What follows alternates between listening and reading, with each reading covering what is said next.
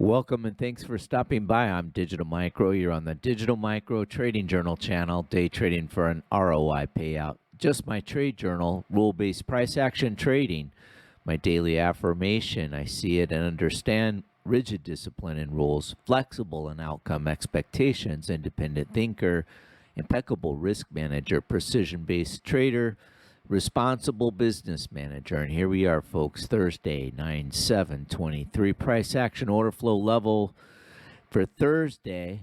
And we do have news catalyst at 8:30 a.m. Eastern Standard Time. So therefore, me trading the ES Mini, I'm going to be really looking just at two times, 8:30 to 9:30, and then the 10 to 11 silver bullet. So those are what I'm looking for, those two setups. And I'd just add an abundance of caution because this is where we've got the calendar spread traders in the mix for futures rollover contract from September to December. So that's happening both today and tomorrow. And right now, you see the 1 hour on the far left on the E-mini.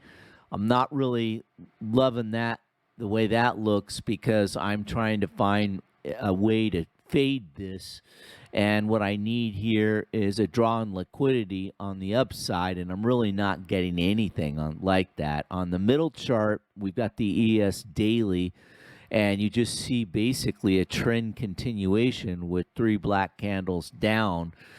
We talked about the previous videos, that long green candle from August 29th over a week ago on Tuesday. So all the price action for 3 days have dug into that green candle, but we've not really expanded price action below that long green candle from the end of August. And then, of course, look at that DAXY dollar, DXY, 24-hour trending up still. So the environment's right to basically pounce on any thought of a rally here in the equity indices, because we got a dollar hauler and it is totally on fire on the bullish side, and it's just been relentless. Let's get into more charts here and look at annotations and levels. Next chart. Okay, for the 1 hour chart on the ES Mini here, what I've got here is the New York Midnight Open, and that comes in at 4468.75. So if you want to call a draw on liquidity higher, I'd look for price to go up back to here. Above that, we've got a daily fair value gap, consequent encroachment 50% level, 4472.75. This giant yellow rectangle is what I pointed out in the previous video. That's the fair value gap that was created on the 29th of August. And again, basically, you go back to your daily chart and look how that was formed. But this is the middle of it here. And notice how the price is staying below the midpoint of that fair value gap. So that's telling you something right here. So that's why I'm saying, even if I get a mild upswing here to the New York Midnight Open, I might look at fading that, but only if we get it on a very key time frame, which I already mentioned in the intro portion. I'm looking at it at 8:30 to 9:30, and then the 10 to 11. Below this, we've got sell side liquidity, where this yellow circle is, 44.47, okay? And that was the low of yesterday. So that's basically the 1 hour chart, looking at the highs, the lows, and the key points that I'm reflecting on.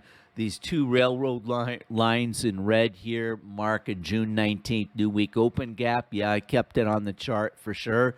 That's a level, and just notice how the bodies of these candles are been consolidating around that. So I want to see some escape velocity either way, above or below these two red lines. Okay, next chart, and we'll wrap it. Left side here, this is a continuous ES Mini contract on a monthly time frame, and you see this yellow rectangle, the bottom of it, that line is the 50% of this August candle wick. So this is a discount candle wick here. And basically, you treat the 50% consequent encroachment as a gap. And that comes in at 44 to, let's just call it 44.32.75. So 50% discount wick, candle wick on the monthly, 44.32.75. So what am I really looking for in September? I'm looking for the monthly fair value gap. That is this basically tan colored rectangle, and what we're looking at is 44.13 at the top of it and 42.44 at the bottom. So we really haven't done anything yet in September. So until we get below this 50% here, I'm not really satisfied yet. Now on the right, this is the benchmark. Immediately what I've got down here is a daily volume imbalance that I need to point out at 44.44 on the top of that. And just below that, we've got a August 28th RTH open, and below that, July 10th, new week open gap levels. And you see the top line with this yellow circle, that's the sell side liquidity from the prior day. So there you have it. That's a higher time frame to the benchmark, lower time frame perspective on the E-mini S&P 500. We've got extra calendar spread traders in. It's contract rollover week, and we definitely are in a continuation downtrend. No matter what time frame you look at, that's what's happening here, and I've marked out the levels.